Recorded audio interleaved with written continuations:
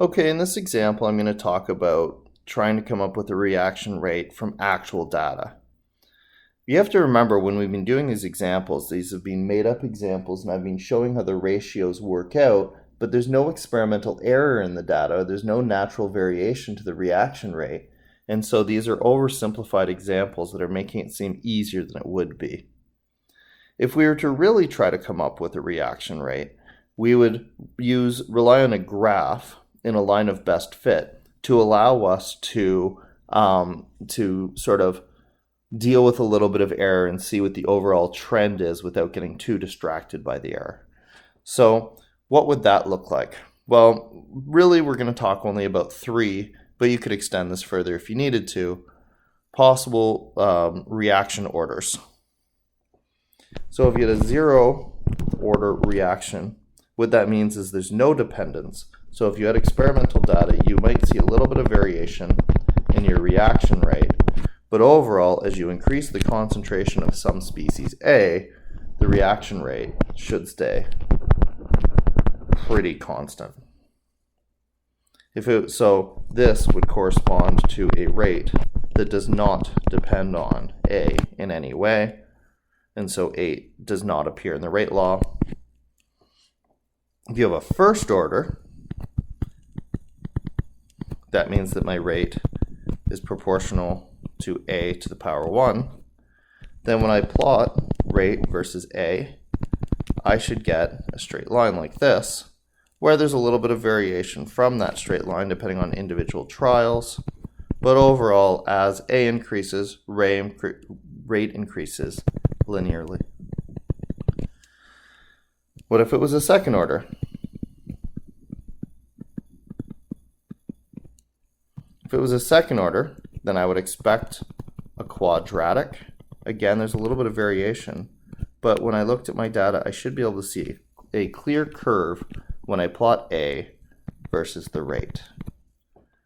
Now, if I want to check, because I want to see that this is actually quadratic and not cubic or something else, quadratic, there we go, and not cubic and something weird like that, I have a special trick here. If I plot rate versus A squared instead of A, then if my dependence is actually squared, this will turn into a straight line. Again, a little bit of error in that straight line, but a straight line. So by using graphs, I can look at the dependence of things and sort of average out small errors to avoid having problems. If I want to look at this, I'm going to plug my computer back in here, and I'm going to go over to Excel and see what this would look like in a real lab.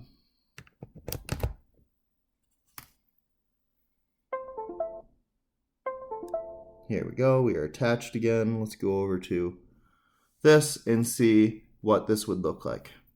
So now what I've done here is I've imagined the concentration of our reactant A and imagine that I can change it to 0.12 all the way up to 9, nice and evenly. These are the theoretical predicted rates, and what I've done here is I've made this a perfect squared relationship. So I made up 0.002 as a starting point, and then I made this one 4 times bigger, this one 9, this one 16. So this is mimicking a reaction rate that is a squared relationship or a second order. Then I imagine that what I would really measure is not rate, but the time it took for a visible change in the reaction. So if I looked at how long it took, if that was the rate, then rate would be 1 over time. So I went 1 over my rates to predict the theoretical times. These are the exact theoretical times that should occur if this wasn't done in an experiment, but this was done in theory for these different concentrations. So this is 1 over this number, 1 over that number, to say that the rate is equal to the change in concentration over time. I'm assuming the change in concentration is constant. Hold on, I'm going to pop over and explain this. So I'm going to say the rate, which is equal to the change in concentration over the change in time. And I'm going to assume that the change in concentration is constant, so I'm going to treat it as a 1. So my rate is equal to 1 over my change in time. So I said, well, if these are my perfect rates, what times would I have observed? So those would have been 1 over rate. Anyways, this is all just me making up essentially what would be perfect experimental data. And then I'm going to go backwards here, and I just added some random error in. So if it's supposed to be 500, this is now my faked experimental data. If it was supposed to be 500, I made it 510. 125, so I made it 130. 55, so I made it 54. So basically, I just changed these numbers a little randomly up and down from these numbers. So this might be what you got in an experiment. This is all the theoretical prediction of what you get if it was perfect, and then I just added some random nonsense to this to make it a little bit less obvious. So if I were to get these numbers in my actual experiment, the first thing I'd want to do is remember I want to plot my concentration, not versus my time, but instead versus my rate. So I'll just copy that over there, widen this up so that it doesn't look funny. And here I'm going to put in my rate. This is going to be equal to 1 divided by this number. Ironically, so I went 1 over to get here, and now imagine I'm effectively going backwards, but here I'm using my error, or I'm using my experimental data with my fake error. If I do that for 1, I can just grab this little corner and drag it down and do that for all of them.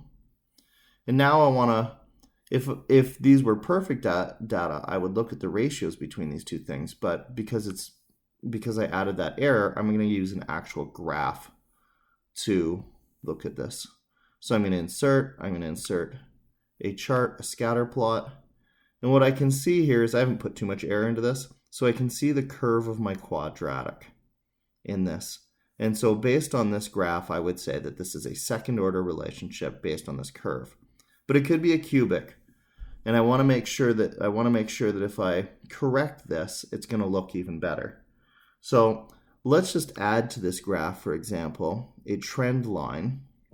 And here you can see it's added a linear trend line. You can see the linear trend line just emphasizes the curve. So let's go into that trend line. Instead of linear, let's look for some more options here. And let's make it a polynomial of order 2. And what we can see is that polynomial of order 2 fits that line really nicely. That's not really enough evidence, so I'm going to go a little bit further here. I'm just going to put this graph to the side, although I am fairly certain my data has worked out properly. And I'm going to make one more change here. If this is a second order relationship, if I plot my concentration squared versus my reaction rate, if this is second order, this should turn into a perfect linear relationship. So I'm going to make this equal to this. Where's my little up arrow? There you are, squared. I just drag that down. Oops, we'll try that one more time. There we go. And this will just be equal to this. That's my rate. And again, I will drag that down. And having looked at the square graph, now I'm going to plot this. And if this is a square relationship, this should turn into a perfect straight line. And look how good that is if I put a trend line on that. Let's get some more options with that. Where'd those options go? Hold on, what did I do here? Trend line, more options. Oh, here we go, okay. If I put my R squared value on that, 0.994, what that means, the closer that number is to 1, the stronger that relationship. So the fact that when I plotted this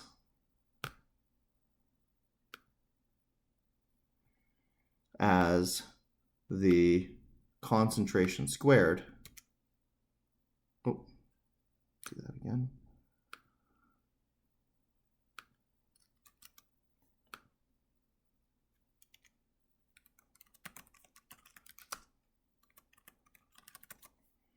Versus the rate. The fact that that turned into a straight line tells me that this is for sure a second order relationship that I'm looking at.